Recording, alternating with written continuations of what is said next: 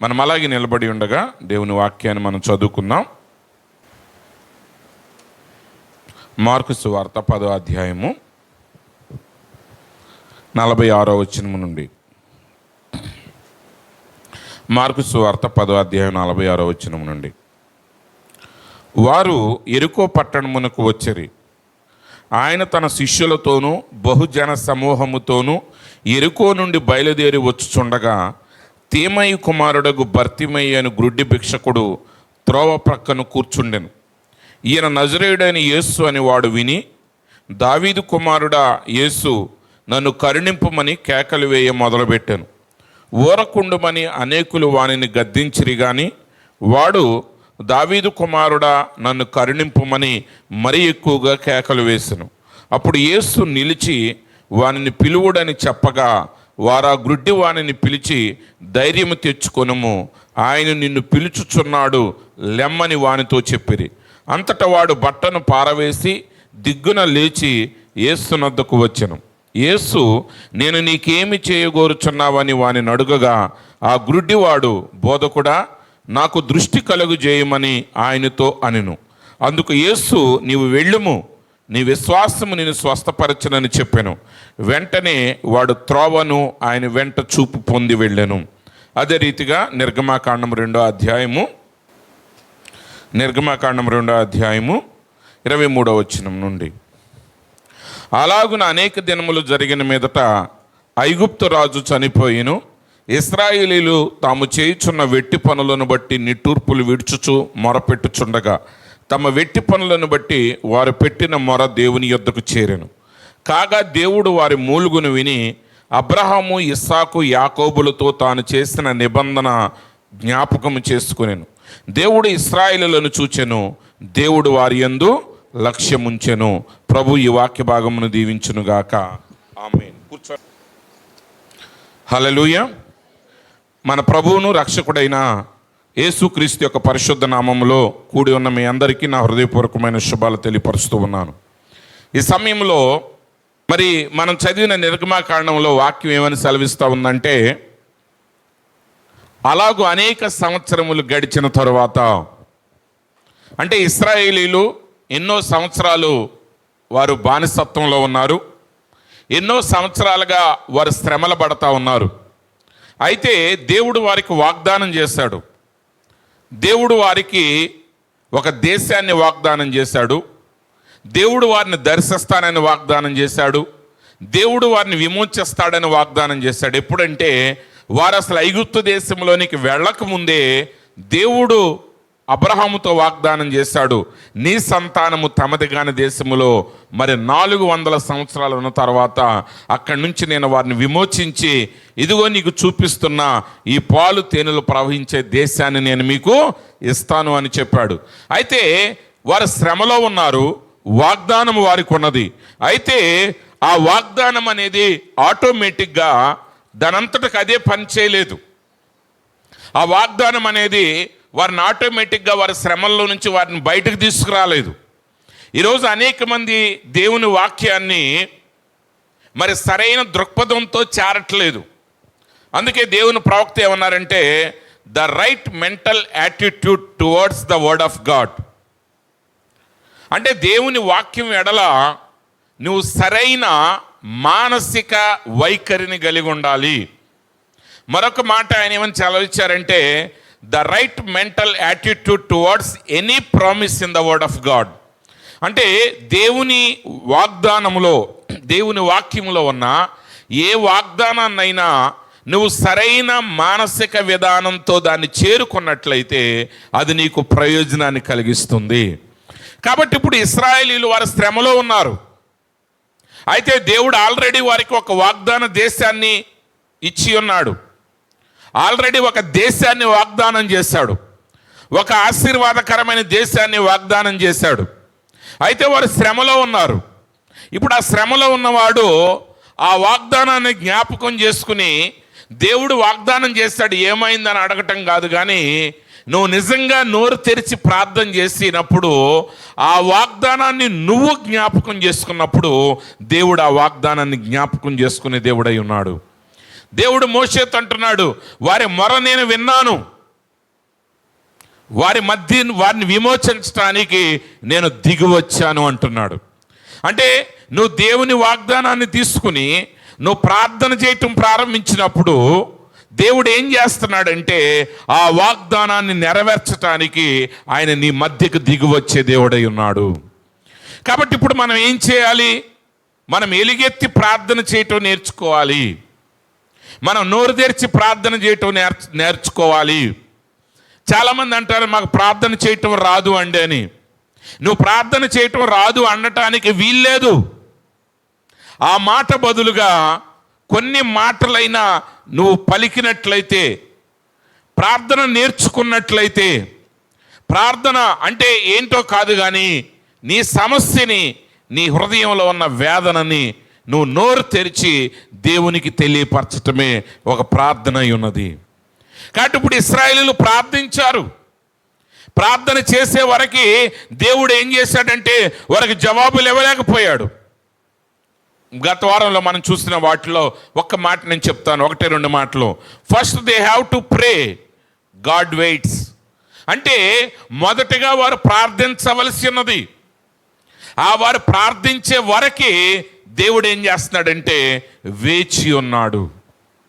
ఈరోజు నువ్వు శ్రమలో, ఇబ్బందుల్లో ఎన్ని సంవత్సరాలు గడిచినా నీకు విడుదల రావట్లేదా? దానికి కారణం ఏంటంటే దేవుడు నిన్ను రక్షించలేక కాదు. బైబిల్ చెప్తా ఉన్నది ఒక వాక్యం, రక్షింపనేరకుండినట్లు ఆయన హస్తం కొరచగాలేదు, విననేరకుండినట్లు ఆయన చెవులు మందం కాలేదు, కానీ ఆయనకి మీకు మధ్య మీ పాపములు అడ్డుగా ఉన్నాయి. ఈరోజు దేవుడు మన మధ్య కార్యం చేయటానికి మొదటి ఆటంకం ఏంటంటే మనము నోరు తెరిచి ప్రార్థన చేయకపోవటమే. మనం ప్రార్థన అనేది ఆషామాషి వ్యవహారం కాదు. నువ్వు ప్రార్థన అనేది అత్యంత శక్తివంతమైన ఆయుధం. మరి అత్యంత శక్తివంతమైన ఆయుధాన్ని నువ్వు ఎంత జాగ్రత్తగా వాడుతున్నావు? కాబట్టి ఈరోజు ప్రతి విశ్వాసి ప్రార్థన చేయటం నేర్చుకోవాలి. మాట్లాడగలిగిన ప్రతి వ్యక్తి ప్రార్థన చేయటం నేర్చుకోవాలి. నువ్వు మనుషులతో మాట్లాడగలుగుతున్నావు అంటే నువ్వు దేవునితో కూడా మాట్లాడగలవు. కానీ నువ్వు దేవునితో మాట్లాడలేకపోతున్నావు అంటే అర్థం ఏంటంటే నువ్వు అడిగే విషయాల్లోనే ఏదో పొరపాటు ఉన్నది. కాబట్టి ఎప్పుడైతే నువ్వు దేవుణ్ణి అడగటం ప్రారంభిస్తావో, నువ్వు ఎప్పుడైతే ప్రార్థన చేయటం ప్రారంభిస్తావో ఆ ప్రార్థన పరిస్థితుల్ని మారుస్తుంది. ఆ పరిస్థితుల్ని మార్చటానికంటే ముందే ఆ ప్రార్థన నిన్ను మారుస్తుంది. ఎందుకంటే నీ మనసులో ఎన్నో ఆలోచనలు ఉండొచ్చు, నీ మనసులో ఎన్నో తలంపులు ఉండొచ్చు, కానీ వాటన్నిటినీ ఎప్పుడైతే మాటలో నువ్వు పెడతావో, ఎప్పుడైతే ఎలుగెత్తి ప్రార్థన చేయటం మొదలు పెడతావో అప్పుడు వాటిలో ఏవి మంచివి ఏవి మంచివి కావనే విషయం నీకే తెలిసిపోతుంది. కాబట్టి prayer itself is the redemptive work. ప్రార్థన చేయటం అనేది అది ఒక విమోచన కార్యమై ఉన్నది. నువ్వు ప్రార్థించటం మొదలుపెట్టినప్పుడే ఒక సహజాతీయమైన కార్యం అనేది అక్కడ జరగటం మొదలవుతుంది. దీని గురించి చాలా వ్యాఖ్యానాలు మీరు వినొచ్చు, దాని గురించి వ్యతిరేకమైన మాటలు మీరు వినొచ్చు, కానీ ఒక విషయాన్ని మాత్రం మీరు గుర్తుపెట్టుకోండి, దేవుని కార్యాలు అవి చూడటానికి జ్ఞానయుక్తంగా లేకపోవచ్చు. అందుకే పౌలు గారు అంటున్నాడు, సిలువను గూర్చిన వార్త నశించుచున్న వారికి వెర్రితనంగా ఉన్నది. నువ్వు ప్రార్థన చేయటం ప్రారంభించగానే అనేక సందేహాలు వస్తాయి నీకు, అనేక మంది నిన్ను ఎగతాళి చేస్తారు. అయితే వాటన్నిటి మధ్య నువ్వు ప్రార్థన కొనసాగించినప్పుడు ఆ ప్రార్థనే నీ మధ్య సహజాతీయమైన కార్యాన్ని జరిగిస్తుంది. ఎందుకంటే prayer itself is a redemptive work. మరొక మాటను మనం చూసుకున్నది ఏంటంటే, and the servant can't get into action till the people prays. Yesu ప్రభు సెలవిచ్చారు, కోత విస్తారంగా ఉన్నది, పనివారు కొద్దిగా ఉన్నారు, కాబట్టి పనివారిని పంపమని కోత యజమానుణ్ణి మీరు వేడుకొనుడి అడగటం కాదు, అయ్యా పనులు కావాలంటాం కాదు, వేడుకోవటం. అంటే ఆయన మనం బ్రతిమలాడాలి. ఎప్పుడైతే నువ్వు ఆయన బ్రతిమలాడావో, ఆ బ్రతిమలాడే వరకు ఆయన తన సేవకుడిని పంపలేడు. మరొక విషయం ఏంటంటే, దేవుడు మోషేను 40 సంవత్సరాల క్రితమే సిద్ధపరిచి ఉంచాడు. ఎన్ని సంవత్సరాల క్రితం అండి? 40 సంవత్సరాల క్రితం. వారికి విమోచన అవసరమైనది. వారు బంధకాల్లో ఉన్నారు, వారు బానిసత్వంలో ఉన్నారు, విమోచకుడు సిద్ధంగా ఉన్నాడు. కానీ వారు ప్రార్థించే వారికి దేవుడు ఏం చేస్తున్నాడంటే, ఆ 40 సంవత్సరాలు ఆ విమోచకుడు సిద్ధంగా ఉన్నా సరే ఆ విమోచకుడిని అలా పెట్టుకుని ఆయన కనిపెడుతున్నాడు. ఎందుకంటే kept him there for 40 years waiting for them to get right to pray. వాళ్ళు ప్రార్థన సరిగా చేయటం మొదలుపెట్టే వరకు దేవుడు 40 సంవత్సరాలు కనిపెడతానే ఉన్నాడు. కాబట్టి ఈరోజు మనం ఏం చేయాలి? ప్రార్థన చేయాలి. అయితే నువ్వు ప్రార్థన చేయాలి అని అనుకున్నంత మాత్రం చేత అన్నీ సులువుగా జరగవు. ఎందుకంటే ప్రార్థన అనేది విమోచన కార్యం మాత్రమే కాదు. Prayer itself is a battle. ప్రార్థనే ఒక యుద్ధం. ఏంటండి? ప్రార్థనే ఒక యుద్ధం. ఎందుకని మనిషి ప్రార్థన చేయలేకపోతున్నాడు? ఎందుకు విశ్వాసులు కూడా ప్రార్థన చేయలేకపోతున్నారంటే, ప్రార్థన అనేది ఒక యుద్ధం. ఎందుకంటే నువ్వు ప్రార్థన మొదలు పెట్టగానే సాతాను శక్తులన్నీ కూడా దానికి వ్యతిరేకంగా నిలబడతాయి. ఎందుకంటే వాటికి తెలుసు, ప్రార్థన చేయటం మొదలు పెట్టగానే వాటి యొక్క శక్తులు ఓడిపోతున్నాయనే సంగతి వాటికి తెలుసు. ఇశ్రాయేలీయులు ఎప్పుడైతే ప్రార్థన చేయటం మొదలుపెట్టారో, ఇశ్రాయేలీయులు ఎప్పుడైతే నిట్టూర్పులు విడుచుతూ దేవునికి మొరబెట్టారో, ఆ నిట్టూర్పులు ఏం చేసినాయి అంటే ఐగుప్తు యొక్క సామ్రాజ్యాన్ని కూల్చివేశాయి. ఎందుకంటే దేవుడు వారి మొర విన్నాడు, ఆయన దిగొచ్చాడు, తన ప్రవక్తను పంపించాడు, అద్భుతాలు జరిగించాడు, ఐగుప్తు దేశాన్ని పతనం చేసి తన ప్రజల్ని విమోచించాడు. వీటన్నిటి యొక్క కారణం ఎక్కడ మొదలైందంటే వారు నోరు తెరిచి ప్రార్థన చేయటాన్ని బట్టి. ఈరోజు నువ్వు కూడా ప్రార్థన చేయటం మొదలుపెట్టినప్పుడు తప్పకుండా ఆటంకాలు వస్తాయి. అనేక మంది ప్రార్థన చేయలేకపోవడం కారణం ఏంటంటే ఆ శ్రమలే. చూడండి, ఎండాకాలం ఎంత ఎండలు వచ్చినా వర్షాలు రావట్లేదని బాధపడతాం. కానీ వర్షాలు రావటం మొదలుపెట్టగానే స్కూల్కి వెళ్ళిన తర్వాత వస్తే బాగుండు, బట్టలు ఆరిపోయిన తర్వాత వస్తే బాగుండు, లేదా పడుకున్నాక వస్తే బాగుండు. మనందరికీ రాత్రి 10ంటికి మొదలయ్యి 2ంటి దాకా గురిసి తెల్లారికి ఆరిపోవాలి. వర్షం మొదలైనప్పుడు గుర్తుపెట్టుకోండి, అది బురద తెస్తుంది, నీ పనులన్నీ ఆటంకాలు అవుతాయి, ఎంతో ఇబ్బందిగా ఉంటుంది. కానీ వాటి వలనే జీవం అనేది వస్తుంది. ఎస్, నువ్వు మంచి పని చేసేటప్పుడు ఇబ్బందులు ఎదురవుతాయి. నువ్వు ప్రార్థన చేయటం మొదలుపెట్టినప్పుడు కొన్నిసార్లు పరిస్థితులు అంతకుముందు కంటే కూడా ఇంకా చెడ్డగా మారవచ్చు. అయితే వాటన్నిటి మధ్య నువ్వేం చేయాలంటే ఒక ప్రార్థన అనే దాన్ని ఒక యుద్ధంగా నువ్వు చేయాలి. అందుకే ప్రవక్త ఒక వర్తమానంలో అంటాడు, pray like you never prayed before. అంతకుముందే అన్నాడు, చేయనంతగా నువ్వు ప్రార్థన చేయి. Pray like you are dying, it's your last minute. ఒకవేళ నువ్వు చనిపోతుంటే చివరి నిమిషంలో నువ్వు ఎలా ప్రార్థిస్తావో అలాంటి పట్టుదల కలిగి నువ్వు ప్రార్థన చేయటం మొదలుపెట్టు. యేసు ప్రభు తన జీవిత కాలం అంతా ప్రార్థించారు. ఆయన పరిచర్యలో మనం చూస్తూ ఉన్నాం. ఆయన పెందల గడ లేచి ఇంకా తెల్లవారక ముందే ఆయన లేచి అరణ్యములోనికి వెళ్ళి అక్కడ ప్రార్థన చేస్తూ ఉండేవాడు. ఆయన సమయం అంతా ప్రార్థనలోనే గడిపేవాడు. కానీ ఆయన అప్పగించబడే రాత్రి ఆయన భోజనమైన పిమ్మట ఆయన శిష్యుల్ని తీసుకుని వెళ్ళి ఆయన పేతురు, యోహాను, యాకోబులను తీసుకుని ఆ గెత్సెమనే తోటలోనికి వెళ్ళి ఆ శిష్యులను ఒక చోట పెట్టి మీరు ప్రార్థన చేయండి అని చెప్పి అక్కడ నుంచి ఇంకా కొంచెం దూరంగా వెళ్ళి ఆయన అక్కడ నోరు తెరిచి ప్రార్థన చేయటం ప్రారంభించాడు.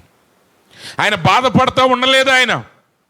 ఆయన తండ్రి, నీ చిత్తమైతే ఈ గిన్నె నా యొద్ద నుండి తొలగించు, ఆయన నీ చిత్తమే సిద్ధించునుగాక అని చెప్పి ఆయన ప్రార్థన చేయటం ప్రారంభించాడు.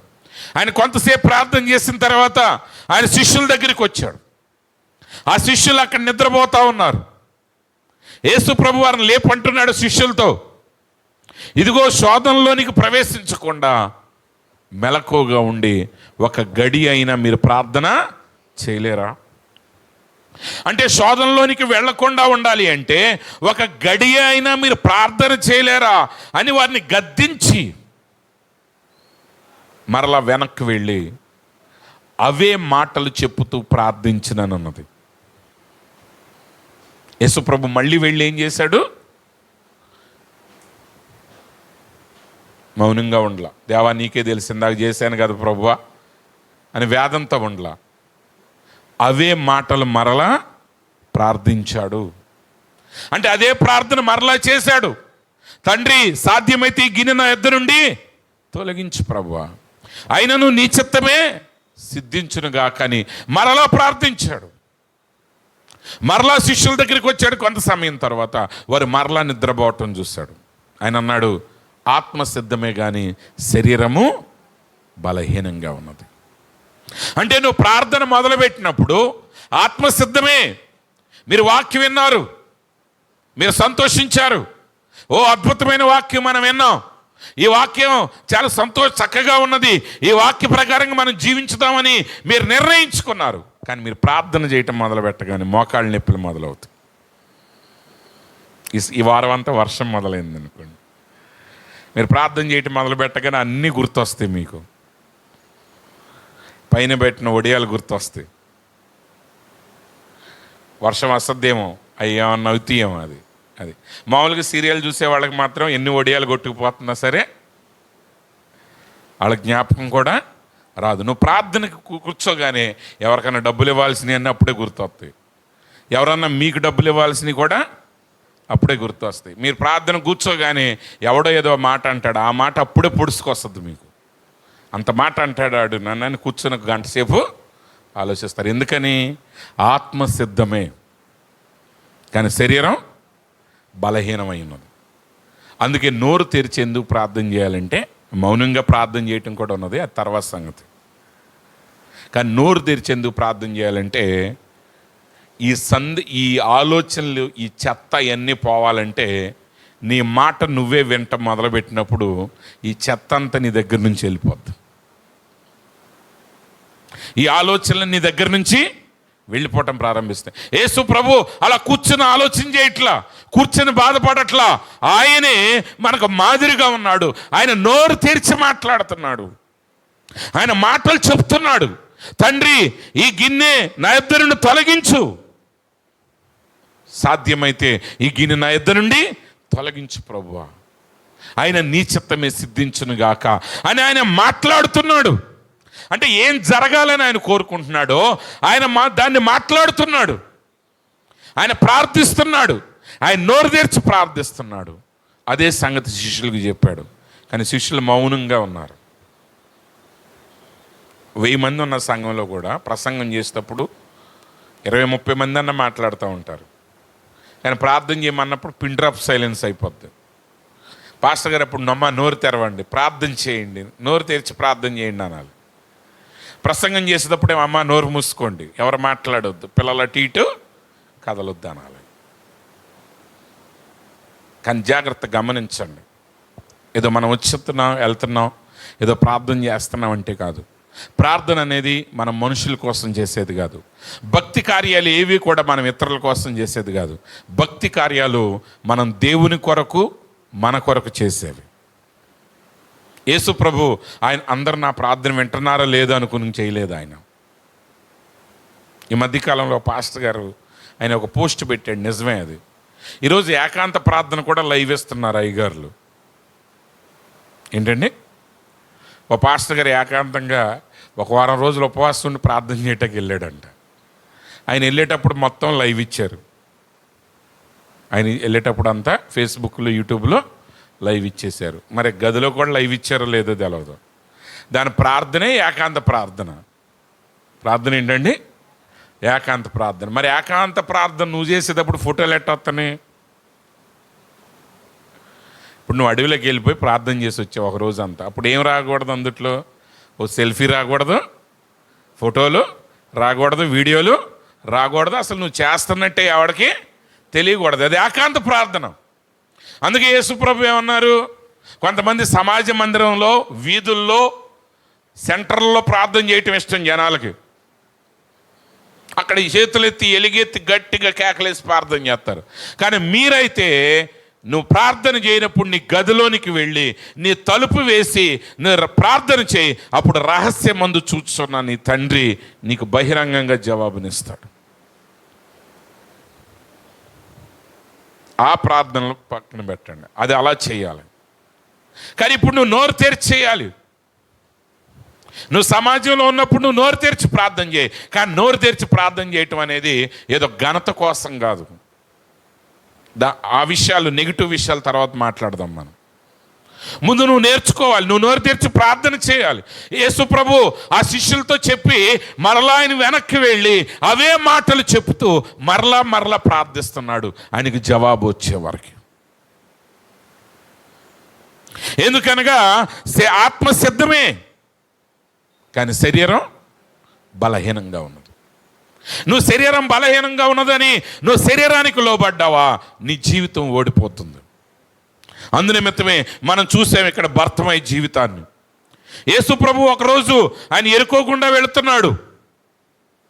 ఆయన తన శిష్యులతోనూ బహుజన సమూహములతోనూ ఎరుకో నుండి బయలుదేరి వచ్చుచున్నాడు. అక్కడ తీమయి కుమారుడు భర్తిమై అని గ్రుడ్డి భిక్షకుడు త్రోవ పక్కన కూర్చున్నాడు. మనం చాలాసార్లు చదివిందే ఇది. అయితే మన పాయింట్ ఆ విషయాల జోలికి కాదు, జస్ట్ ఎలుగెత్తి ప్రార్థన చేయటం అనే విషయం మీద భర్తమై జీవితంలో 1-2 విషయాలు మనం చూద్దాం ఇక్కడ.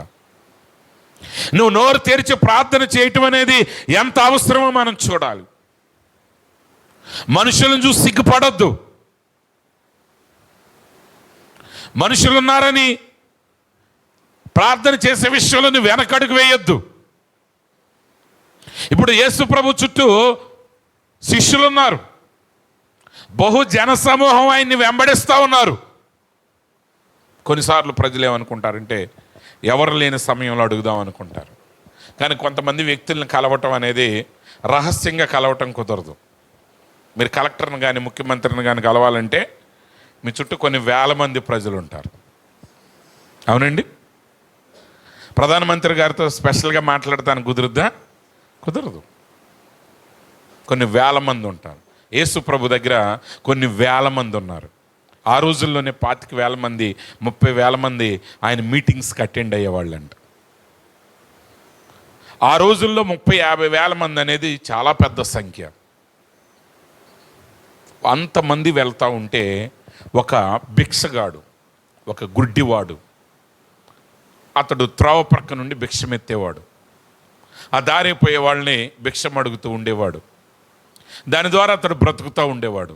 కానీ ఈ గొప్ప జనసమూహం వెళుతున్న శబ్దం విని ఆయన ప్రక్కనున్న వాడిని అడిగాడు, ఏంటి ఈరోజు ఇంతమంది జనసమూహం వెళ్తున్నారు? ఏ ప్రత్యేకమైన పండగలు ఏమి లేవే? ఏం జరిగింది? ఇన్ని వేల మంది వెళుతున్న శబ్దం వినపడుతుంది, ఏంటి కారణం అని అడిగినప్పుడు వారేమని చెప్పాడంటే ఆయన నజరేయుడైన యేసు అని వాడు విన్నాడు. వాడికి తెలిసింది ఏంటంటే ఈ మార్గములో ఇంతమంది ప్రజలు ఉండటానికి గల కారణం ఏంటంటే నజరేయుడైన యేసు ఈ మార్గం గుండా వెళుతున్నాడు. ఎప్పుడైతే ఆ మాట విన్నాడో, ఆల్రెడీ యేసుక్రీస్తు చేసిన అద్భుతాల గురించి ఆయన వింటా ఉన్నాడు. యేసు ప్రభు చేసిన కార్యాల గురించి అతడు వింటా ఉన్నాడు. అతడు ఎలా గుడ్డివారికి చూపునిచ్చాడో, కుంటివారికి కాళ్ళనిచ్చాడో, కుష్టి వ్యాధులు కలిగిన వారిని ఎలా స్వస్థపరుస్తూ ఉన్నాడో ఆయన గురించి వింటున్నాడు. ఆయన గురించి మంచి వింటున్నాడు, ఆయన గురించి చెడు వింటున్నాడు. ఈరోజు యేసు ప్రభు స్వస్థపరచగలడని వింటారు మీరు. స్వస్థపరచడం అని అబద్ధం అని చెప్పేవాడు మాటలో వింటూ ఉంటారు. అయితే దేవుని ప్రవక్త ఈ భర్తమై గురించి వివరించారు. ఆ భర్తమై ఆయన చిన్న పిల్లవాడుగా ఉన్నప్పుడే ఆయన తల్లి ఆయనకు వాక్యాన్ని బోధించింది. మన కొరకు ఒక రక్షకుడు రాబోతున్నాడు అని ఆమె బోధించినప్పుడు ఆ మాటలు అతడు విశ్వసించాడు. అతడు భక్తిపరుడే. అయితే ఇప్పుడు ఆయన వెళుతున్న మాట విని ఆయన మౌనంగా ఉంటే అక్కడితో ఆయన జీవితం బైబిల్లో రాయబడేది కాదు. ఎందుకంటే ఆయన మిగిలిన జీవితం కూడా గ్రుడ్డితనంగానే ఉండేది.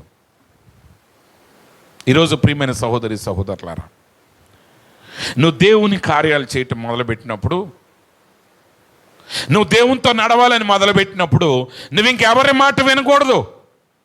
ఇప్పుడు యేసు ఆ మార్గంలో వెళుతున్నది నజరేయుడని యేసు అని అతడు వినగానే ఇప్పుడు అతడు ఏం చేస్తున్నాడంటే, దావీదు కుమారుడా యేసు నన్ను కరుణించుమని కేకలు వేయటం మొదలుపెట్టాడు.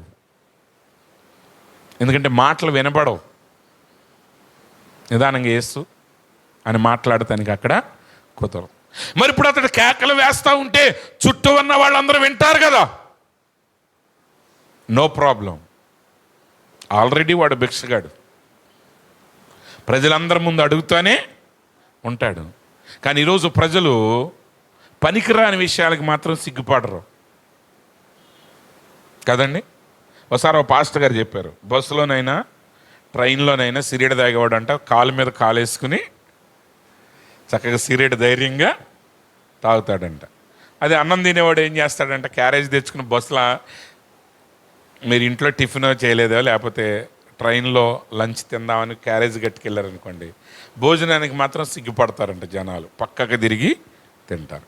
అసలు సిగ్గుపడాల్సిన వాడు ఎవడో, సిగరెట్ తాగేవాడు సిగ్గుపడాలి, భోజనం తినేవాడు సిగ్గుపడాల్సిన అవసరం లేదు. కానీ ప్రజలు ఏం చేస్తారు, సిగరెట్ తాగటానికి ధైర్యంగా సిగరెట్ తాగుతారు, భోజనం చేసేటప్పుడు సిగ్గుపడతారు. కానీ ఇప్పుడు ఈ భిక్షకుడు ఏం చేశాడంటే కేకలు వేయటం మొదలుపెట్టాడు. ఆయన గట్టిగా కేకలు వేస్తున్నాడు.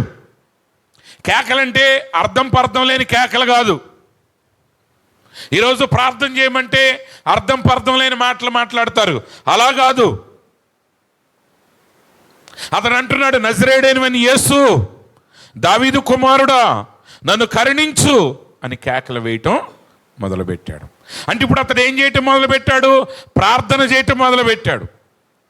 అతడు ఇన్ని సంవత్సరాలు వాక్యాన్ని విన్నాడు, విశ్వసించాడు. కానీ ఈరోజు ఆ యేసును గురించి, ఏ యేసును గురించి అయితే విన్నాడో అదే ప్రభువు ఇప్పుడు ఆయన మార్గంలో ఉన్నాడనే సంగతి తెలిసిన తర్వాత అతడు ఇప్పుడు కేకలు వేయటం మొదలుపెట్టాడు. వాడు కేకలేస్తుంటే జనాలు ఊరుకోరు. బైబిల్ చెప్తుంది, ఊరకుండుమని అనేకులు వానిని గద్దించిరి. వాడు ప్రార్థన చేయటం మొదలుపెట్టగానే గద్దింపులు ఎక్కువైపోయినాయి వాడికి. అది శరీరం కావచ్చు, వారం అంతా పనులు చేసామండి, ఈరోజు రెస్ట్ తీసుకుందాం అన్నీ కనిపించవచ్చు. లేదా రకరకాలు, వారం అంతా పని చేసాం, ఫ్రెండ్స్ వస్తారు, రకరకాల వ్యక్తులు వస్తారు. శరీరం, బలహీనత, నిద్ర, ఇవి కాకుండా సాతానుడు క్రియలు, ఏదైనా కానీ ఆ గుడ్డివాడు ప్రార్థన చేయటం మొదలుపెట్టినప్పుడు వాడిని ఆషామాషి ఎవరు వదల్లా. అక్కడ ఉన్న వారందరూ కూడా ఊరకుండమని వాడిని గద్దించారంట. ఊరుకో బాబు అనలా, వాడిని ఏం చేశారండి, బెదిరించారు. ఎవడ నర్మే, ఎవడ ప్రార్థన చేసేది ఇక్కడ అంటే వాడిని గద్దించారు. నువ్వు మాట్లాడేవంటే ఊరుకో. ఇంకా ఆ పరిస్థితులు మన దేశంలో కొన్ని మన ప్రాంతాల్లో రాకముందే నోరు తెరిచి ప్రార్థన చేయటం నేర్చుకోండి. ఎవడో గద్దించినా నువ్వు ఆగాల్సిన అవసరం లేదు. ఇప్పుడు వాడిని ఊరకుండమని అందరూ గద్దించారు. వీడు అడిగేది వాళ్ళని కాదు, వీడు అడిగేది యేసు ప్రభువుని. కానీ కోపం ఎవరికి వచ్చింది, పక్కన ఉన్న వాళ్ళకి వచ్చేసింది, వాళ్ళకి బాధ వచ్చేసింది. వాళ్ళు వాడిని ఊరకుండమని గద్దించారు. కానీ ఎవడో గద్దించాడని వాడు దేవుని పని ఆపల. అక్కడ చాలా చక్కగా రాయబడింది, గమనించండి. ఊరకుండమని అనేకులు వానిని గద్దించిరి గాని వాడు దావీదు కుమారుడా నన్ను కరుణింపుమని మరి బిగ్గరగా కేకలు వేసెను. మరి ఎక్కువగా కేకలు వేశాడు. ఎవడో గద్దించాడని ప్రార్థన ఆపలేదు ఆయన, ఎవడో బెదిరించాడని ఆయన ప్రార్థన ఆపలేదు, 100 మంది ఆగమంటున్నారని ఆయన ఆగలేదు. కానీ ఆయన ఏం చేశాడంటే మరింత బిగ్గరగా కేకలు వేయటం మొదలుపెట్టాడు. వాడిని గద్దించారు, అయినా వాడు మరింత బిగ్గరగా కేకలు వేశాడు. అందుకే ఒక దైవజనుడు ఏమన్నాడంటే, నువ్వు ప్రార్థన చేయాలనుకున్నప్పుడంట, ఈరోజు అలసిపోయాలే, ఒక అరగంట చాలులే, లేకపోతే ఒక నిమిషం ప్రార్థన చేసి వదిలేసే నీ శరీరం చెప్పింది అనుకోండి, అప్పుడు నువ్వేమనాలంటే శరీరంతో, అసలు నేను అరగంటే చేస్తాననుకున్నాను, నాకు బద్ధకం వచ్చింది కాబట్టి ఇప్పుడు గంట సేపు ప్రార్థన చేస్తానని పట్టుదలగా చేయాలంట. ఏం చేయాలి? గంట సేపు. అప్పుడు ఆ శరీరానికి అర్థమవుద్ది ఏమని, ఈయన కదిపీయకుండా వదిలేస్తే వాడికి నచ్చినంతసేపు ప్రార్థన చేసుకుని పడుకుంటాడు. ఇప్పుడు ఆయన కనుక కదిలిచ్చామంటే ఆడేం చేస్తాడు? ఇంకో గంట ఎక్కువ ప్రార్థన చేస్తాడు. అంటే నువ్వు చేసే మంచిని ఆపటానికి ఏ శక్తి అడ్డపడినా నువ్వు దానికి వెనకడుగేయకూడదు, మరింత పట్టుదలగా ఆ పనిని చేసి తీరాలి. ఆటంకాలు ఎదురైనా నువ్వు వెనకడుగు వేయకూడదు. ఆటంకాలు ఎదురైనా నువ్వు మరింతగా ప్రార్థన చేయాలి. యేసుప్రభు అదే చేశాడు. శిష్యులు నిద్రపోతున్నారని ఆయన ప్రార్థన చేయటం ఆపలేదు, కానీ ఆయన మరలా వెనక్కి వెళ్ళి అదే మాటలు పలుకుతూ ఆయన మరింతగా ప్రార్థన చేయటం ప్రారంభించాడు. లేఖనాలు చెప్తున్న దేవదూతలు దిగొచ్చి ఆయనకు పరిచర్య చేశారు. ప్రియమైన సహోదరి సహోదరులారా, ఇప్పుడు గుడ్డి భర్తమే సంగతి చూద్దాం. వాడిని గద్దిస్తున్నారు. ఒక సామాన్యమైన వ్యక్తి ఆయన, ఒక భిక్షకుడు, గుడ్డివాడు, ఇతరుల సహాయం మీద బతికేవాడు. నువ్వు అలాంటి వాడు ప్రార్థన చేస్తుంటే జనాలు ఊరుకుంటారా? ఊరుకు. అలాంటి వాడు నేరుగా దావీదు కుమారుడితోనే మాట్లాడాలంటున్నాడు. అలాంటి వాడు నేరుగా దేవునితోనే మాట్లాడాలనుకుంటున్నాడు. వాళ్ళందరూ వాడిని గద్దించారు. అయితే వాళ్ళు గద్దించిన కొలది వాడు మరింత బిగ్గరగా కేకలు వేయటం మొదలుపెట్టాడు. దేవుని ప్రవక్త అంటాడు, నిజానికి అన్ని వేల మందిలో వాడేసే కేక ఆయనకి వినపడదు, అయినా కేక వెయ్యాలి. విశ్వాసంతో వాడు కేకలు వేస్తూ ఉన్నప్పుడు ఆయన వ్యక్తి, ఆ విశ్వాసం ఏం చేసిందంటే యేసుని ఆపింది. ఎందుకంటే యేసు నీ విశ్వాసాన్ని మాత్రమే గౌరవించే దేవుడై ఉన్నాడు. వాళ్ళందరూ గద్దించినప్పుడు, వాళ్ళందరూ వాడిని బెదిరించినప్పుడు, వాళ్ళందరూ కేకలు వేయొద్దని వాడిని ఆపటానికి ప్రయత్నించినప్పుడు ప్రతి ఆటంకాన్ని మించి వాడు కేకలు వేయటం మొదలుపెట్టాడు. వాళ్ళ బెదిరింపులకు లోపడిపోలేదు, వాళ్ళ బెదిరింపులకు భయపడలేదు. కొంతమంది బెదిరిస్తారు, కొంతమంది బుజ్జగిస్తారు, కొంతమంది మంచిగా చెప్తారు, కొంతమంది భయంతో చెప్తారు.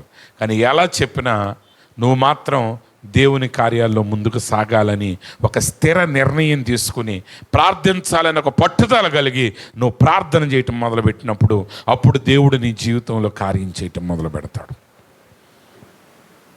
అప్పుడేం జరిగిందో తెలుసా? అప్పుడు యేసు నిలిచి వానిని పిలువుడని చెప్పగా, ఎవరితో చెప్పాడు తెలుసా దేవుడు? యేసు ప్రభు వాడిని ఎవడైతే బెదిరించాడో, ఎవరైతే వాడిని ప్రార్థన చేయొద్దని అన్నారో వారితో యేసు ప్రభు అంటున్నాడు, వెళ్ళి అతన్ని పిలవండి.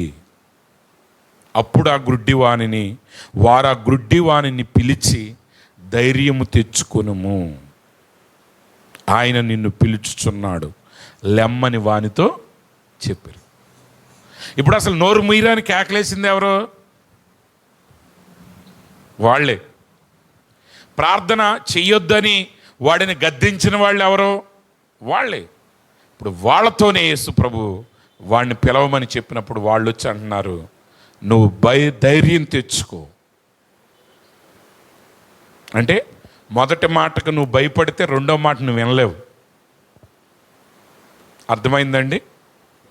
నువ్వు ప్రార్థన చేసేటప్పుడు నీకు మొదటగా వినపడిన మాటలకు నువ్వు భయపడిపోతే, నీ శరీరం బలహీనమైందని శరీరం మాట వింటే, ఒకవేళ నీ మీద సాతాను శక్తులు ఒకవేళ దాడి చేస్తే అని నువ్వు భయపడితే, ఎవరో ప్రార్థన చేయొద్దని నేను అడ్డగిస్తే వాళ్ళ మాటలకు నువ్వు విని నువ్వు నోరు మూసుకుని కూర్చుంటే తర్వాత మాట నువ్వు వినలేవు. కానీ ప్రార్థన చేయొద్దు, ఓరకుండమని వాడిని గద్దించినా సరే వాడు మరింత బిగ్గరగా కేకలు వేశాడు. కాబట్టి ఊరుకో, నువ్వు ప్రార్థన చేయొద్దు అన్న వాళ్ళే వచ్చి అంటున్నారు, ధైర్యం తెచ్చుకో, ఆయన నిన్ను పిలుచుచున్నాడు. ఎవరో? యేసు ప్రభు. వెంటనే వాడు ఏం చేశాడంటే, వాడు బట్టను పారవేసి దిగ్గున లేచి యేసునందుకు వచ్చెను. యేసు దగ్గరికి రాగానే యేసు ప్రభు వాడు కళ్ళు బాగు చేయాల. యేసు ప్రభు ఆయనతో అంటున్నాడు, యేసు, నేను నీకేమి చేయగోరుచున్నావని వాడిని అడగగా, ఆ గుడ్డివాడు, బోధకుడా నాకు దృష్టి కలుగగా చేయమనగా, బోధకుడా నాకు దృష్టి కలుగు చేయమని ఆయనతో అనిను. ఇప్పుడు యేసు ప్రభు మరలా అడుగుతున్నాడు ఆయన్ని, నేను నీకేమి చెయ్యాలి? ఆ వ్యక్తి అడుగుతున్నాడు, ప్రభువా నాకు చూపుని ప్రసాదించు అని అడిగాడు. అంటే ప్రభువా నీకే తెలుసు అనాలా, లేకపోతే మౌనంగా ఉండిపోవాలా? నీకే తెలుసు అనలా. నీకే తెలుసు అని ఎప్పుడు చెప్పాలి అప్పుడు చెప్పాలి. నీకేం కావాలని అడిగినప్పుడు చెప్పాలి. ఏసుకేళ్ళని అడిగినప్పుడు ఏసుకేల్ అన్నాడు, ప్రభువా అదంతా నీకే తెలుసు అన్నాడు. కానీ గుడ్డివాడిని ప్రభువా నన్ను కరుణించమన్నప్పుడు అంతా నీకే తెలుసు అంటే కళ్ళేస్తాడు. ఒకవేళ ₹1,00,00,000 అకౌంట్లో వేస్తున్నాను, ప్రతి నెల నీకు వస్తే శుభ్రంగా బతుకంటాడు. ఏదైనా జరగవచ్చు. అందుకే యేసు ప్రభు గుడ్డివాడిని అడిగాడు, నీకేమి కావాలి? యాక్చువల్గా అది ఒక వేరే అంశం, దాని గురించి మనం తర్వాత మాట్లాడదాం. మనం జస్ట్ ఈరోజు యొక్క అంశంలో నోరు తెరిచి అడగటం అనే పాయింట్ గురించి, ప్రార్థన చేయటం గురించే మాట్లాడుతున్నాం. ఎందుకంటే భర్తమయ జీవితంలో చాలా లోతైన అనుభవాలు ఉన్నాయి. యేసు ప్రభు నేను నీకేం చేయాలని అడిగినప్పుడు ఆయన ఇచ్చిన జవాబు అత్యంత శ్రేష్టమైంది. ఈరోజు చాలామందికి దేవుణ్ణి అడుగుతారు, కానీ ఏం అడగాలో కూడా వాళ్ళకి తెలీదు. ఏదో ప్రార్థనకు వస్తారు, దేవుడు ఏదో చేస్తాడంటాడు, ఏం చేయాలో కూడా వాళ్ళకి తెలియదు. కానీ గుడ్డి భర్తమైకి యేసు ప్రభు ఎదుట నిలబడినప్పుడు ఆయనకి ఏం కావాలో ఆయనకి తెలుసు. యేసు ప్రభు అడుగుతున్నాడు, నేను నీకేం చేయాలి? ఆ గుడ్డివాడు అంటున్నాడు, బోధకుడా నాకు దృష్టి కలగజేయము. ఎప్పుడైతే ఆ మాట అతడు చెప్పాడు, యేసు ప్రభు అంటాడు, నీవు వెళ్ళు, నీ విశ్వాసం నిన్ను స్వస్థపరచునని చెప్పాను. వెంటనే వాడు త్రోవను ఆయన వెంట చూపు పొంది వెళ్ళాను. వెంటనే వాడికి చూపు వచ్చింది. వాడు యేసుని వెంబడించుకుంటూ వెళ్ళిపోయాడు. తిరిగి లోకంలోకి వెళ్ళలేదు, తిరిగి తన ఇంట్లోకి వెళ్ళలేదు, కానీ యేసుని వెంబడించాడు. ప్రియమైన సహోదరి సహోదరులారా, ఈరోజు ప్రార్థన జీవితం అనేది చాలా ప్రాముఖ్యమైంది. ఈరోజు చాలామంది క్రైస్తవులు ప్రార్థన చేయలేకపోతున్నారు, ప్రార్థనకు సమయాన్ని కేటాయించలేకపోతున్నారు. కారణం ఏంటంటే శరీర బలహీనతలు. ఆత్మ సిద్ధమే, కానీ శరీరం బలహీనమై ఉన్నది. రకరకాల తప్పుడు సిద్ధాంతాలు, రకరకాల తప్పుడు వ్యాఖ్యానాల వలన ఈరోజు క్రైస్తవులు ప్రార్థన చేసే అనుభవాన్ని కోల్పోయారు. కానీ ఈరోజు ఎప్పుడైతే మనం ప్రార్థన చేసే అనుభవాన్ని మనం కలిగి ఉంటామో, ఎప్పుడైతే ప్రార్థన విషయాల్లో మనం సరైన అనుభవాన్ని మనం కలిగి ఉంటామో, అప్పుడు దేవుడు మన మధ్య కార్యాన్ని జరిగిస్తాడు. ప్రవక్త అంటున్నాడు, prayer is not get down, shut your eyes and thinking about your washing or your work. ప్రవక్త అంటున్నాడు, ప్రార్థన చేయటం అంటే మోకరించి కళ్ళు మూసుకుని నోటితో ఏం చెప్తాం, ప్రభువా నాకు సహాయం చేయ ప్రభువా, జాన్ గారికి సహాయం చేయ ప్రభువా, మిస్సెస్ జోన్స్ గారి భార్య, సహోదరుడు జోన్స్ గారి భార్యకి బాగోలేదు ప్రభువా, ఆమెను స్వస్థపరచు ప్రభువా, ఈయన అప్పుల్లో ఉన్నాడు ప్రభు, ఈయన అప్పులు తీర్చు ప్రభు అని ఏమో నువ్వు నోరు పలుకుతూ ఉంటుంది.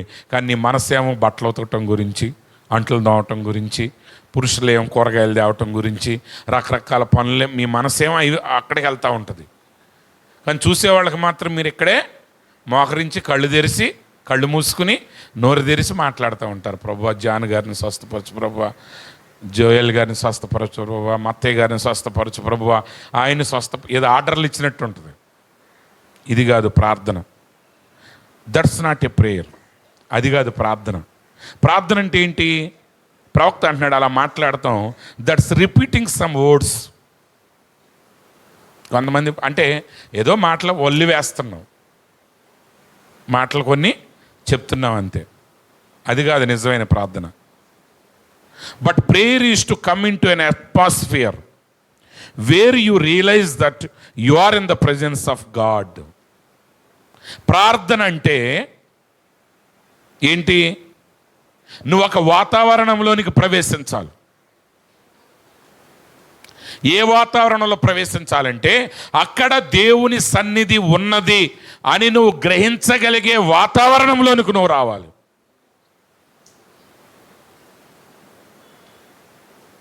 And you are moving to then in the deepest of sincerity. ఇక్కడ దేవుడు ఉన్నాడు అనే గ్రహింపులోనికి నువ్వు వచ్చి ఆ గ్రహింపు లోపల నువ్వు యథార్థంగా ప్రార్థన చేయటం మొదలుపెట్టినప్పుడు అప్పుడు దేవుడు నీ ప్రార్థనలకు జవాబిస్తాడు. నువ్వు ఒక అధికారిని కలిసేటప్పుడు ఏదేదో అడగాలనుకుంటారు మీరు, కానీ నిజంగా అధికారి ముందు నిలబడినప్పుడు మీరు అనుకున్న మాటలన్నీ మాట్లాడతారు వెళ్ళరా? మాట్లాడలేరు. అవునండి. అధికారులు లేనప్పుడు ఇక్కడ ఇష్టం వచ్చినట్టు మాట్లాడతారు. ఇప్పుడు ఆర్డీఓ గారి దగ్గర ఉన్నారనుకోండి, ఉదయం వెళ్తారు, 10ంటికి రమ్మన్నారు అనుకోండి, మీరు 10ంటికి వెళ్తారు, 12, 1 గంటకు కూడా ఆయన రాడు. ఆడికేంటండి అదండి ఇదండి ఏదేదో రాని అసలు అడిగి పారేద్దామండి ఇది అంటారు. కానీ ఆయన 4ంటికి వచ్చిన తర్వాత నీ పేరు పిలిచారనుకోండి, మీరు వెళ్ళి ఇప్పుడు ఉదయం నుంచి మాట్లాడతారు. అక్కడ ఆయన ఉన్నప్పుడు మాటలు వేరుగా ఉంటాయి, ఆయన లేనప్పుడు మాటలు వేరుగా ఉంటాయి. అంటే నీ ప్రార్థన ఎప్పుడు సరిగా ఉంటుందంటే ఆయన ఉన్నాడు అన్ను గ్రహించినప్పుడు నీ ప్రార్థన కూడా సరిగా ఉంటుంది. అప్పుడు దాకా ఇష్టం వచ్చినట్టు మాట్లాడిన మాటలు అక్కడ ఆర్డీఓ గారు లేనప్పుడు మాట్లాడిన మాటలన్నీ ఆయన ఉండంగా మాట్లాడతావా? మాట్లాడవు. అంత ధైర్యంగా ఎందుకు మాట్లాడావంటే ఆయన అక్కడ లేడు కాబట్టి.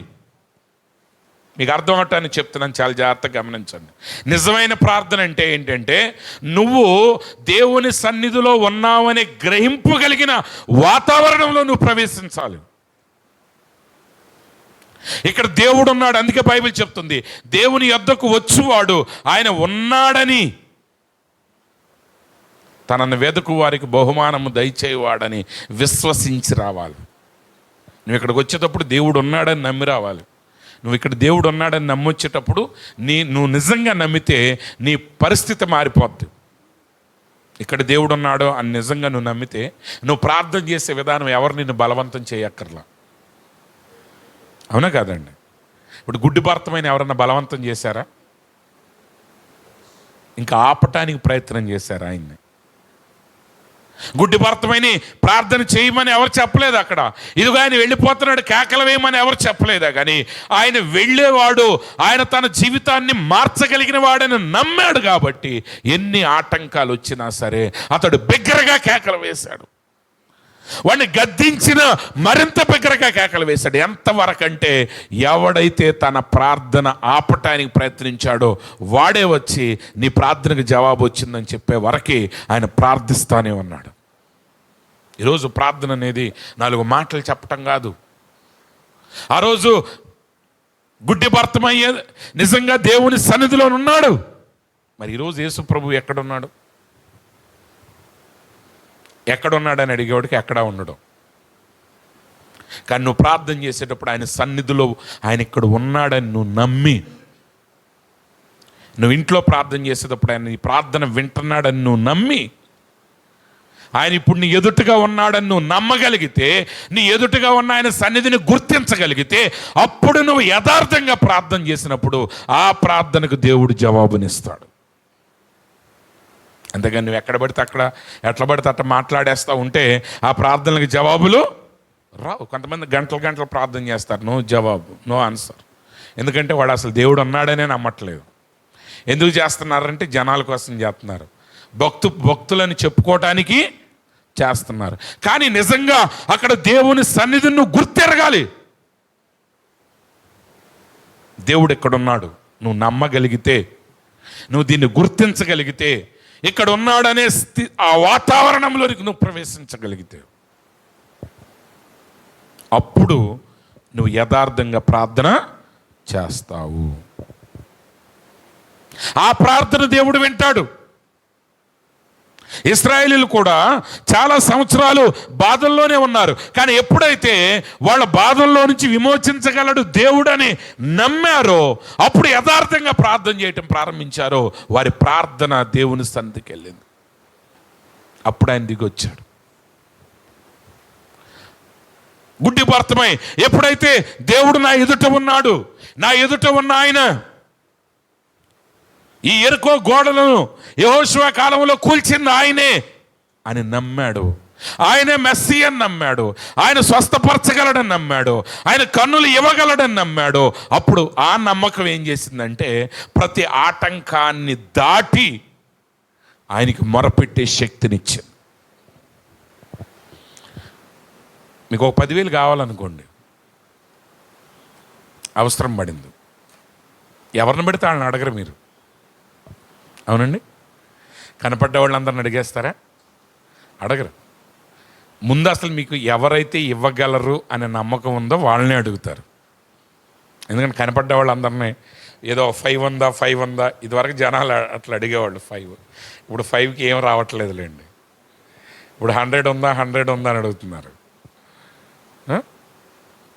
ఎవరిని పడితే వాళ్ళు మీరు అడగరు. ఎందుకంటే ఎవరిని పడితే వాళ్ళని అడిగినా వాళ్ళ డబ్బులు మీకు ఎవరు. మీరు అడగాలంటే ఒక మనిషిని ముందు వాడు ఇవ్వగలడనే నమ్మకం నీకు ఉండాలి. ఇస్తాడో ఇవ్వడో తర్వాత సంగతి, కానీ మీకు నమ్మకం లేకుండా మాత్రం మీరు ఎవరిని అడగరు. అంటే మీరు ఒకరిని అడగట్లేదంటే మీకు అవసరం ఉంది, 10,000 అవసరం ఉంది, కానీ కనపడ్డ ప్రతి వాడిని అడగరు. భర్తమై అడిగాడు ఆయన్ని. ఎందుకు అడిగాడంటే ఆయన చేయగలడనే విశ్వాసం ఆయనకుంది. ఈరోజు దేవుడిని జీవితంలో చేయగలడనే విశ్వాసం నీకుందా? దేవుడిని జీవితంలో చేయగలడనే విశ్వాసం నీకుంటే అప్పుడు నువ్వు అడగటం మొదలు పెడతావు. నువ్వు అడగటం అనేది ఎక్కడ పడితే అక్కడ కాదు, నువ్వు ఆ సన్నిధిలో ఉన్న సంగతి గుర్తించాలి. చాలా చక్కగా మాట అది. But prayer is to come into an atmosphere. ప్రార్థన అంటే నువ్వు ఒక వాతావరణంలోనికి రావాలి. ఆ వాతావరణం ఏంటి? Where you realise that you are in the presence of God. నువ్వు దేవుని సన్నిధిలో ఉన్నావనే గ్రహింపుకు వచ్చిన వాతావరణంలో నువ్వు ఉన్నప్పుడు, అప్పుడు నీ హృదయపూర్వకంగా నువ్వు ప్రార్థించినప్పుడు ఎన్ని ఆటంకాలు ఎదురైనా అక్కడ నువ్వు గట్టిగా నిలబడి ప్రార్థన చేసినప్పుడు ఏం జరుగుతుందంటే ఆ ప్రార్థనలకు దేవుడు జవాబుని అనుగ్రహిస్తాడు. ప్రవక్త ఒక మాట అంటాడు, ఈరోజు సంఘాన్ని బోధకులు ట్రైనింగ్ ఇవ్వాల్సి ఉన్నది. మీరు చిన్నపిల్లలకి పుస్తకం మీద రాసేటప్పుడు స్టార్టింగ్లో రూల్డ్ బుక్ అనే కాపీ బుక్స్ అని ఇస్తారు. రూల్స్ ఉంటాయి అన్నమాట. 2 రూళ్ళు 4 రూళ్ళు ఉంటాయి. అంటే అక్షరం ఎంతవరకు రాయాలి అనేది నార్మల్గా మీకు అర్థం కాదు కాబట్టి ఆ పిల్లవాడికి ఆ అలవాటు అయ్యే వారికి ఆ హెచ్చి ఆ పై కొమ్మి ఎంతవరకు వెళ్ళాలి ఇవన్నీ తెలవటానికి ఆ రూల్స్ ప్రకారం రాపిస్తారు. అట్లాగే సంఘంలో కూడా నేర్చుకోండి. వాక్యం చెప్పినప్పుడు మీరు ఏం చేయాలి? నేర్చుకోండి. మీరు సీనియర్లు అయ్యాక ఇది అక్కర్లేదు, కానీ ఆటోమేటిక్ ఇవన్నీ మీకు అర్థమవుతాయి. కానీ స్టార్టింగ్లో నీకు ప్రార్థన అనుభవం లేనప్పుడు ఈ యొక్క ప్రాథమిక విషయాలన్నీ నువ్వు జ్ఞాపకం పెట్టుకొని వీటి ప్రకారం నువ్వు నడవటం మొదలు పెడితే ఒకానొక రోజున నువ్వు కూడా ఒక ఎక్స్పీరియన్స్డ్ వ్యక్తిగా మారుతావు. నువ్వు కూడా ఒక ఉన్నతమైన స్థితికి రాగలవు. కాబట్టి మనం ఆ వాతావరణాన్ని గుర్తెరగాలి. వాతావరణాన్ని గుర్తెరిగి నువ్వు ప్రార్థన చేయటం ప్రారంభించినప్పుడు ఆయన నీకు ప్రార్థనకు జవాబిచ్చే దేవుడై ఉన్నాడు. గుర్తుపెట్టుకోండి, నువ్వు ఎన్ని సంవత్సరాలు కన్నీరు గార్చినా నువ్వు నోరు తెరిచే వరకు ఆయన కనిపెట్టుంటాడు. నువ్వు ప్రార్థన చేయాల్సిందే, నువ్వు కేకలు వేయాల్సిందే. యేసుప్రభు వాడి దగ్గరికి నేరుగా వచ్చేసి ఆయనే వచ్చి, నాయన నువ్వు చిన్నప్పటి నుంచి మీ అమ్మ నా గురించే కదా చెప్పింది, నాయన వస్తానని నువ్వు ఎదురు చూసావు కదా, ఇదిగో నేను వచ్చాను నాయన, నీ కళ్ళు తెరమ్మంటావా అని అడగల. కానీ వచ్చింది ఆయన నిరూపించడానికి కావలసిన క్రియలు ఆయన చేశాడు. కానీ ఆయన మార్గంలో వెళుతున్నాడని తెలిసినప్పుడు ఇప్పుడు కేకలు వేసి ఆయన ఆపాల్సిన బాధ్యత ఎవరిదంటే భర్తమైదే. ఈరోజు దేవుడు నీ కొరకు కావలసినవన్నీ సిద్ధపరిచుంచాడు. అనేక వాగ్దానాలు నీ కొరకు ఉన్నాయి, కానీ ఆయనకి ఆ వాగ్దానం నువ్వు జ్ఞాపకం చేయాలి. ఆమె ఎవరు జ్ఞాపకం చేయాలండి? దేవుడికి నువ్వే చేయాలి. నువ్వు ఎలా చేయగలవంటే ఆ వాగ్దానం నీకు జ్ఞాపకం వచ్చినప్పుడు ఆయన జ్ఞాపకం చేయగలవు. అంటే ఆయన మర్చిపోయాడని కాదు, కానీ ఆయనకి జ్ఞాపకం చెయ్యాలి. ఆయనకి ఎప్పుడు జ్ఞాపకం చేయగలవు? అది నీకు జ్ఞాపకం ఉన్నప్పుడు. అర్థమైందండి? యెహోవా యెరూషలేము చుట్టూ పర్వతాలు కాపుదలగా ఉన్నట్టు దేవుడు తన యందు భయభక్తులు కలిగిన వారి చుట్టూ కాపుదలగా ఉంటున్నాడు. కానీ ఆ సంగతి నీకు జ్ఞాపకం ఉన్నప్పుడు, ఆమేన్, ఆ సంగతి నువ్వు నమ్మినప్పుడు, ఆ వాక్యాన్ని నువ్వు పలికినప్పుడు ఆ కార్యం నీ చుట్టూ జరుగుతుంది. ఒకవేళ నువ్వు అది మర్చిపోయి నీ ఇష్టానుసారంగా జీవిస్తున్నావు అనుకోండి, నువ్వు లోకానుసారంగా జీవిస్తున్నావు అనుకోండి, ఆ కార్యం నీ జీవితంలో జరగదు. కాబట్టి ప్రార్థన చేయండి. అది ఒక రోజు నెల రోజులు చేసేది కాదు. మనం ప్రభు సన్నిధిలోనికి వెళ్ళే వరకే, ఆయన్ని ముఖాముఖిగా మనం కలుసుకునే వరకే మనం తప్పక అనుదిన జీవితంలో ప్రార్థన అనుభవాన్ని కలిగి ఉండాలి. అందుకే దేవుని ప్రవక్త చాలాసార్లు చెప్పాడు, ఇది సాధారణమైన విషయమే.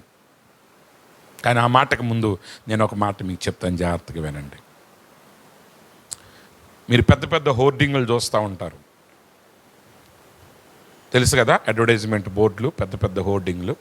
ఆ ఒక్కొక్క హోర్డింగ్కి చాలా ఖర్చు అవుతుంది. మీరు సెంటర్లో చూసే ఆ హోర్డింగ్లకి ఒక్కొక్క దానికి 40,000, 50,000, 60,000 కూడా ఖర్చు అవుద్ది. ఒక వారం రోజులు దాని మీద అడ్వర్టైజ్మెంట్ ఉంచడానికి ఇంకా లక్షల్లో అయ్యేది ఉంటుంది. కానీ గవర్నమెంట్ ప్రతి సంవత్సరం కొన్ని 100 కోట్లు ఖర్చు పెట్టి ఆ బోర్డుల మీద రాస్తూ ఉంటుంది. ఏమనంటే, భోజనానికి ముందు చేతులు కడుక్కోండి, వర్షాకాలంలో కాసి చల్లార్చిన నీళ్లు తాగండి అని ఉంటుంది. నేను కొన్నిసార్లు అనుకున్నా, నేను గవర్నమెంట్ 100 కోట్లు 1000 కోట్లు ఖర్చు పెట్టి, అంటే భారతదేశం మొత్తం ఆ బోర్డులు పెట్టాలంటే 1000 కోట్లు చాలదు, ఇంకెన్ని కోట్లు అవుద్దో నాకు తెలియదు. కానీ కొన్ని వేల కోట్లు గవర్నమెంట్ ఖర్చు పెడుతుంది. ఏమని చెప్పడానికి? భోజనానికి ముందు చేతులు. ఇది తెలవంది ఎవడికి? ఇది ఎవరికని తెలుసా? తెలవని వాళ్ళు ఎవరన్నా ఉన్నారా? అందరికీ తెలుసు. కానీ ఎందుకు రాస్తుందంటే, అందరికీ తెలుసు కానీ ఎవడో చేయడు. మీరు హోటల్కి వెళ్ళినప్పుడు గడుక్కుంటున్నారా? మీరు పానీపూరి తిరిగినప్పుడు మీరు గడుక్కోడు, ఆడు గడుక్కోడు. కాసి చల్లార్చిన నీళ్ళు తాగాలని అందరికీ తెలుసు, కానీ ఎవడు కాసి చల్లార్చడం. అంటే అంశం చిన్నదే, అందరికీ తెలుసు, కానీ చెయ్యరు. కాబట్టే చిన్న విషయానికి కూడా 1000 కోట్లు ఖర్చు పెట్టాల్సి వస్తుంది గవర్నమెంట్. నేను ఫస్ట్ 5-6 ఇయర్స్ అలా చూసి, ఏంట్రా ఇంత ఇది దొరకలేదు అనుకున్నాను. కానీ కొన్ని సంవత్సరాల తర్వాత నాకు అర్థమైంది, అంటే ఇది కూడా చేసేవాళ్ళు లేరు అది. కాబట్టి ప్రవక్త ఏం చెప్పాడంటే, ఇప్పుడు అసలు విషయానికి వస్తాను. మీరు అనొచ్చు, దీనికి ప్రవక్తే కావాలంటే తప్పదు మరి. కొన్నిసార్లు అవసరమైనప్పుడు జనాలకి, మనుషులు చేయనప్పుడు గవర్నమెంట్ 1000 కోట్లు ఖర్చు పెట్టాల్సిందే. ప్రవక్త ఏమన్నాడంటే, ఒక నిజ క్రైస్తవుడు ప్రతిరోజు ప్రార్థిస్తాడు, ఒక నిజ క్రైస్తవుడు ప్రతిరోజు బైబిల్ చదువుతాడు. మరొక దైవజనుడు ఏమన్నాడంటే, నువ్వు ప్రార్థించావంటే పాపం నీకు దూరంగా ఉంటుంది. అంటే ప్రార్థన నీకు పాపాన్ని దూరం చేస్తుంది, లేదా పాపం నీకు ప్రార్థన దూరం చేస్తుంది. నువ్వు ప్రార్థన చేయలేకపోతున్నావు అంటే అదే పెద్ద పాపం. అందుకోసమే నువ్వు ప్రార్థన చేయాలి. అంటే నువ్వు ప్రార్థన చేయలేకపోతున్నావు అంటే ఆల్రెడీ నీ జీవితం లోపల ఏదో సమస్య మొదలైంది, నీ ఆత్మీయ జీవితంలో ఏదో సమస్య మొదలైపోయింది.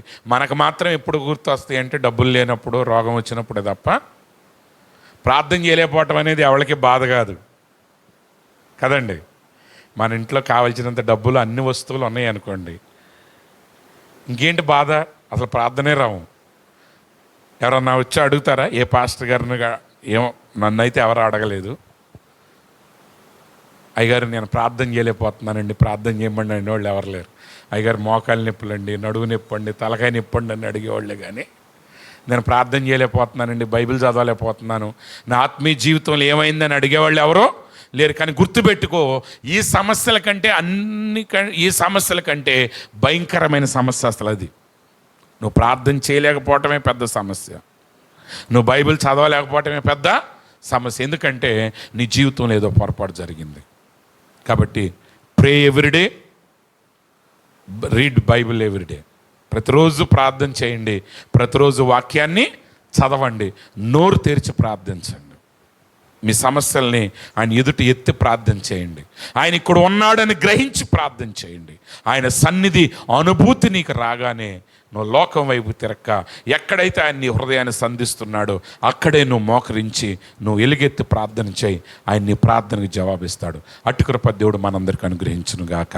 ఆమేన్. తలలు వంచండి, ప్రార్థన చేద్దాం. హల్లెలూయా, హల్లెలూయా, హల్లెలూయా, హల్లెలూయా. స్తోత్రములు దేవా, స్తోత్రములు నాయన. మహోన్నతుడా, మహాగణుడా, సర్వాధికారి యేసు ప్రభువా, నీకు స్తోత్రాలు. ప్రార్థనకు జవాబిచ్చే దేవుడు నీవు నాయన. నాయన మా ప్రార్థన వినే దేవుడు ప్రభువా. ప్రభువా, ఇశ్రాయేలీయులు ఐగుప్తు దేశంలో అనేక సంవత్సరాలుగా వారి శ్రమలు అనుభవించినప్పుడు తండ్రి నాయన నువ్వు కనిపెడుతున్నావు ప్రభువా. వారు ఎప్పుడు నోరు తెరిచి ప్రార్థిస్తారా అని. వారు ఎప్పుడైతే నోరు తెరిచి ప్రార్థించారో తండ్రి వెంటనే విమోచకుడు నువ్వు పంపావు ప్రభువా. ఆ ప్రవక్తను నువ్వు పంపావు తండ్రి. ఆ ప్రవక్తను పంపటానికి మీరే దిగువచ్చారు. వారికి విడుదలనిచ్చారు తండ్రి. ఆయన గుడ్డి భర్తమైన ఆయన ప్రభువా, నీవు ఆ మార్గం గుండా వెళుతున్నాడు అని అతడు విన్నప్పుడు తండ్రి అతడు ఎలుగెత్తి కేకలు వేశాడు ప్రభువా. అనేక మంది గద్దించారు, భయపెట్టారు. అయినా అతడు మరింత బిగ్గరగా కేకలు వేసినప్పుడు తండ్రి నువ్వు అతన్ని పిలిపించావు. ఈరోజు ప్రభువా, నీ బిడ్డలు ఎలుగెత్తి ప్రార్థిస్తున్నప్పుడు తండ్రి ఆ ప్రార్థన వారు చేస్తున్నప్పుడు తండ్రి ఆ మొర నువ్వు విందువుగాక. నీ దూతల సమూహాన్ని పంపి వారికి నువ్వు జవాబునిచ్చుదువుగాక. ఆ మార్గంలో వారు నడవటానికి నీ కృపను అనుగ్రహించు. ప్రతిదినము ప్రార్థించే క్రైస్తవులుగా నాయన, ప్రతిదినము వాక్యం చదివే క్రైస్తవులుగా ప్రభువా, ప్రతి క్షణము నిన్ను స్తుతించే క్రైస్తవులుగా తండ్రి వారు ఉండటానికి సహాయం చేయండి. మహిమ పొందండి. యేసుక్రీస్తు పరిశుద్ధ నామంలో ప్రార్థిస్తున్నాం తండ్రి.